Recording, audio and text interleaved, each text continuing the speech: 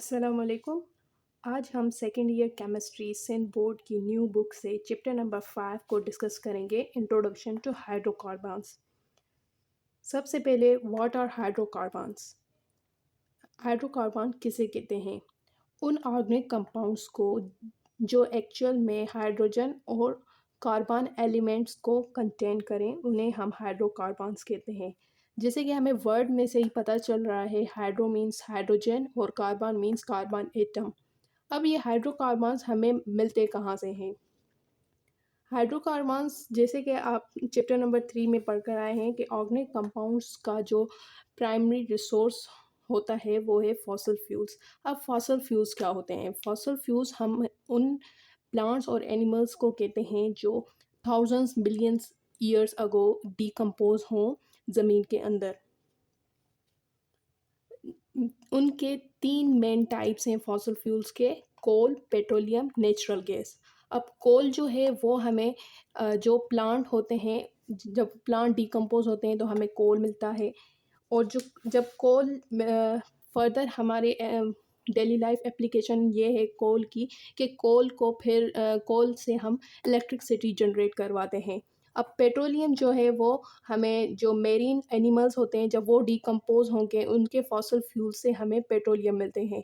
अब ये जो हाइड्रोकार्बन्स है ना, जब डेड प्लांट और एनिमल्स को हम बर्न करते हैं, फिर बहुत सालों के बाद आहिस्ता आहिस्ता ये ट्रांसफॉर्म होते हैं हाइड्रोकार्बन्स में से। और जो ये नेचुरल गैस है, ये नेचुरल गैस जो है हमें माइक्रो ऑर्गेनिज़म्स जब डिकम्पोज होते हैं तो हमें नेचुरल गैस मिलती है। अब जो पेट्रोलियम है इसको हम रॉक ऑयल या क्रूड ऑयल भी कहते हैं, जो हमारे डेली लाइफ एप्लीकेशन में, हमारे जैसे कार का फ्यूल्स वगैरह हो गया, हम फर्दर पेट्रोलियम को रिफ़ाइन करते हैं, फिर वो पेट्रोल बन जाता है। उसके बाद ये नेचुरल गैसेस जे की मेन एप्लीकेशन ये है कि हम डेली लाइफ रूटीन में इसे जो हमारे हाउसेस में गैस आती है, नेचुरल गैस जिसके ज़रिए हम कुकिंग करते हैं, उसे हम नेचुरल गैस कहते हैं। अब हाइड्रोकार्बन्स जो होते हैं वो ऑर्गेनिक कंपाउंड्स, जो मोस्टली ऑर्गेनिक कंपाउंड्स होते हैं वो हमारे हाइड्रोकार्बन्स ही होते हैं। अब हम अ, और जब हम ये ऑर्गेनिक कंपाउंड्स को, उनमें हम कोई भी फंक्शनल ग्रुप ऐड करेंगे हाइड्रोकार्बन्स की चेन्स में, तो फिर एक न्यू मॉलिक्यूल क्रिएट होगा with different properties and structure. अब फंक्शनल ग्रुप क्या है? फंक्शनल ग्रुप वो होता है जब एक हाइड्रोजन को रिप्लेस करे कोई और एलिमेंट या ग्रुप ऑफ एटम्स, उसे हम फंक्शनल ग्रुप कहते हैं। फंक्शनल ग्रुप के आ जाने से एक हाइड्रोकार्बन्स चेन में उसकी केमिकल प्रॉपर्टीज़ और स्ट्रक्चर में चेंज आ जाता है। अब फर्दर देखें, जब हम क्रूड ऑयल की रिफाइनिंग करेंगे तो हमें हंड्रेड्स ऑफ हाइड्रोकार्बन्स मिलेंगे। उनमें हमें जैसे मीथेन हो गया, जिसका जो फार्मूला होता है CH4, ये एक बेसिक हाइड्रोकार्बन है, सबसे स्मॉलेस्ट और बेसिक हाइड्रोकार्बन होता है। ये मेन कंस्टिट्यूएंट है नेचुरल गैस का। हमें ऑलमोस्ट 90% नेचुरल गैस में मीथेन मिलता है। और मीथेन हमें माशी एरियाज़ में मिलता है। अब माशी एरियाज़ क्या है? माशीज़ एरिया हम उन जगह को कहते हैं जो सॉफ्ट हो, वेट हो, यानी कि ऐसी जगह जो पानी से भरी हुई हो, जैसे दलदल की तरह। हेक्सेन, हेप्टेन और ऑक्टेन, ये तीनों भी हमारे जो हैं हाइड्रोकार्बन्स हैं, जो हमें पेट्रोलियम में मिलते हैं और यूज़ होते हैं ऑटोमोटिव फ्यूल्स में। ऑटोमोटिव फ्यूल्स जैसे हमारे कार्स का पेट्रोल हो गया, डीज़ल हो गया, इस तरह के फ्यूल को हम में हमारे हेक्सेन, हेप्टेन और ऑक्टेन यूज़ होता है। पैराफिन वैक्स, ये एक काइंड ऑफ वैक्स होती है जो यूज़ होती है जैसे कैंडल, पॉलिशेस और कॉस्मेटिक्स में, वेनिशेस में भी। अब जैसे आपने एक कैंडल देखी होगी, कैंडल की बर्निंग जो होती है उसमें जो सॉफ्ट सी एक चीज़ से बनी होती है कैंडल, वो जो चीज़ होती है वो पैराफिन वैक्स होती है। वो उसमें हेल्प करती है कैंडल को बर्न करने में। जो वैक्स की बनी होती है, वो वैक्स जो है एज अ फ्यूल काम कर रही है उस कैंडल में, उसमें जो फायर, उस धागे थ्रेड में जो उसको जला रही है। ईथेन वेल्डिंग पर्पस, हम जो कार वगैरह वेल्डिंग करवाते हैं या कोई चीज़ लोहे की 2 चीज़ें मतलब वेल्डिंग वगैरह जो हम किसी भी शॉप पे जाते हैं तो उसमें हमारे ईथेन यूज़ होता है। ईथेन जो है रिपनिंग ऑफ फ्रूट्स, अब जो हमारे फ्रूट्स होते हैं उनको पकाने में हमारे ईथेन काम आता है। अब जब मिसाल के तौर में हमने किसी भी पेड़ से कोई, अब जैसे आम का सीज़न है, कच्चा आम ले लिया, फिर हम क्या करते हैं उसको ईथेन लगा के एक कार्डबोर्ड के अंदर रख देते हैं, फिर ईथेन फिर क्या करता है उस जो आम होता है वो फिर पक जाता है। वैसे ईथेन हमें जो रेपनिंग के लिए हम जो है सिंथेटिक भी होता है और नेचुरली ही भी उनमें होता है। जो आम अगर पेड़ में लगा होगा वो पकेगा कैसे? ईथेन के ज़रिए, वो नेचुरली भी होगा। और अगर हम कच्चे आम को ऐसे ही तोड़ दें और उस पे ऐसे ही ईथेन लगाकर छोड़ दें, फिर भी वो कुछ दिनों के बाद जो ग्रीन कलर का आम होता है वो येलो कलर का हो जाता है, उसमें भी ईथेन काम आता है। और जो साइक्लोअल्केन्स हैं वो एज़ अ सॉल्वेंट हमारे यूज़ होते हैं। लुब्रिकेंट्स और फ्यूल्स रिसोर्सेज, अब लुब्रिकेंट क्या होते हैं? लुब्रिकेंट्स वो होते हैं जो फ्रिक्शन को रिड्यूस करें, उसे हम लुब्रिकेंट्स कहते हैं। अब हमारा नेक्स्ट टॉपिक है टाइप्स ऑफ हाइड्रोकार्बन्स। अब जो हाइड्रोकार्बन्स हैं उसको हम क्लासीफाई करते हैं उनके मॉलिक्यूलर स्ट्रक्चर और टाइप्स ऑफ बॉन्ड जो प्रेजेंट होंगे कार्बन कार्बन एटम के बीच में, यानी दो तरह से हम उनको क्लासीफाई करते हैं। अब हाइड्रोकार्बन को दो तरह से जब हम क्लासीफाई करेंगे, एक को कहते हैं एलिफेटिक। अब एलिफेटिक वर्ड से ही हमें पता चला है एल्फो, यानी कि फैट्स में से निकला गया है ये वर्ड। एल्फो एक लैटिन वर्ड है।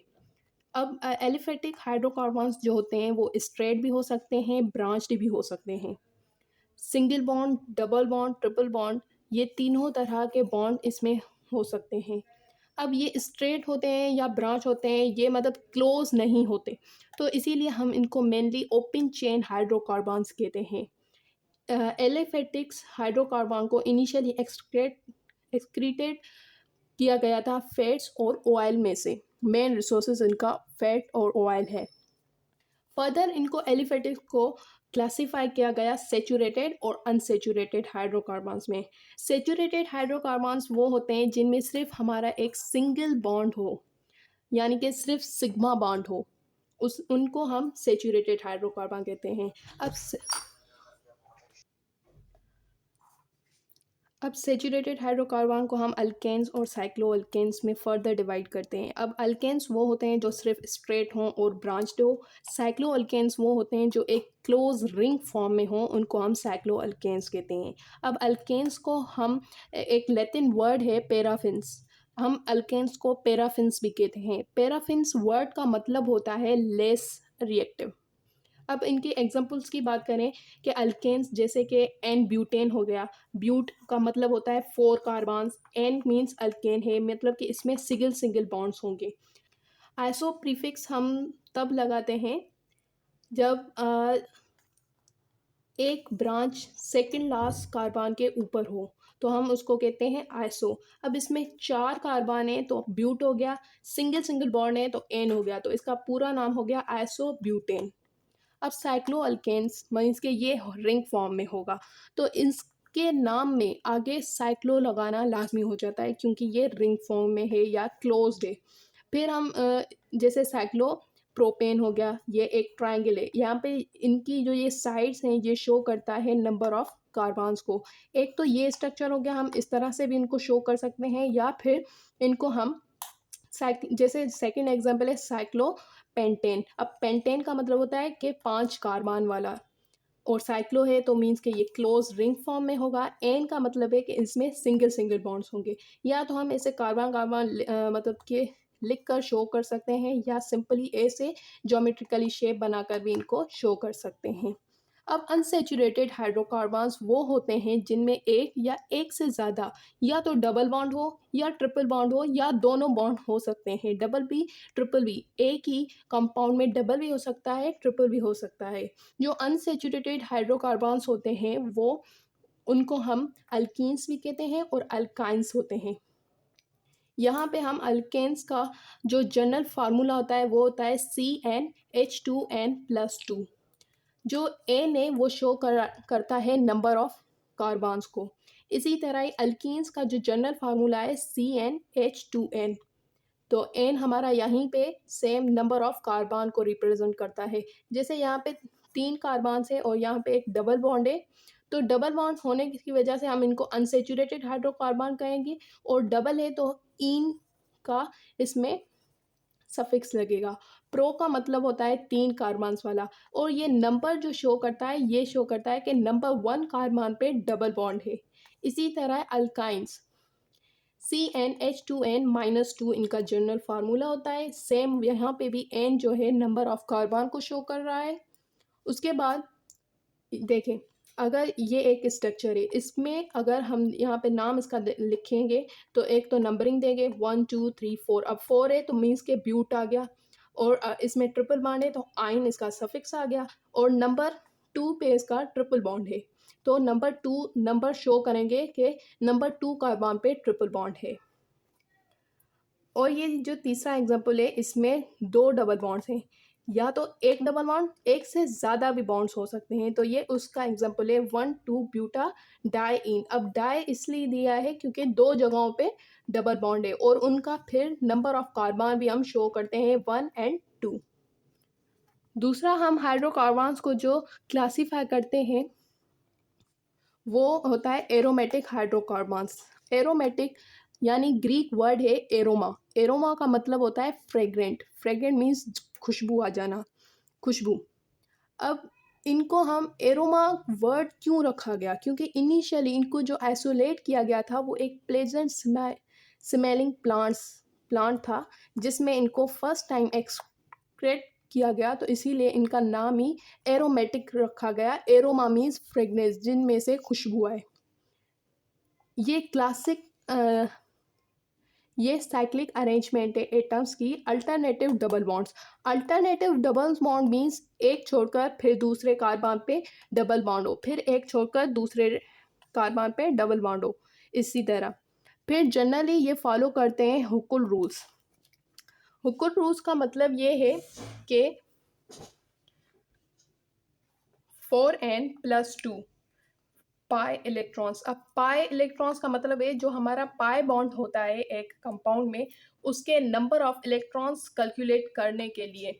अब हम आगे इसको अप्लाई करेंगे, देखेंगे। पहले एरोमेटिक हाइड्रोकार्बन का जो पेरेंट मेंबर होता है वो होता है बेंजीन। सबसे पहला जो इनका मेंबर होता है वो बेंजीन होता है, इसीलिए हम इसको कहते हैं बेंजीन एंड इट्स डेरिवेटिव्स। बाकी के सारे जो इसके दूसरे मेंबर्स होते हैं वो सारे ड्राइव होते हैं बेंजीन से।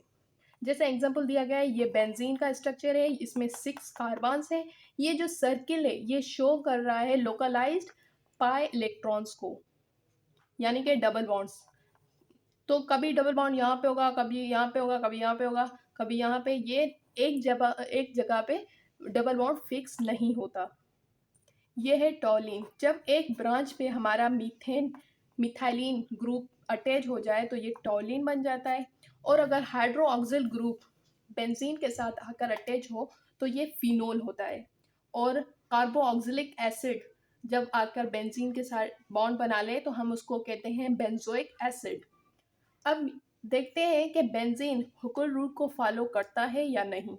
यहाँ पे जो एन है ये एन शो कर रहा है नंबर ऑफ रिंग्स को, यानी कि 4 1 मल्टीप्लाई बाय 1+2। 4 को 1 से मल्टीप्लाई करेंगे 4 ही आएगा, +2 करेंगे तो 6, यानी कि बेंजीन के स्ट्रक्चर में हमें 6 पाई इलेक्ट्रॉन्स होने चाहिए। तो वैसे ही होता है, यहाँ पे एक डबल बॉन्ड हो गया, यहाँ पे एक डबल बॉन्ड, यहाँ पे एक डबल बॉन्ड। 2 इलेक्ट्रॉन्स यहाँ पे शेयर होंगे, 2 इलेक्ट्रॉन्स यहाँ पे शेयर होंगे, 2 इलेक्ट्रॉन्स यहाँ पे शेयर होंगे, तो इनके टोटल 6 पाई इलेक्ट्रॉन्स होते हैं।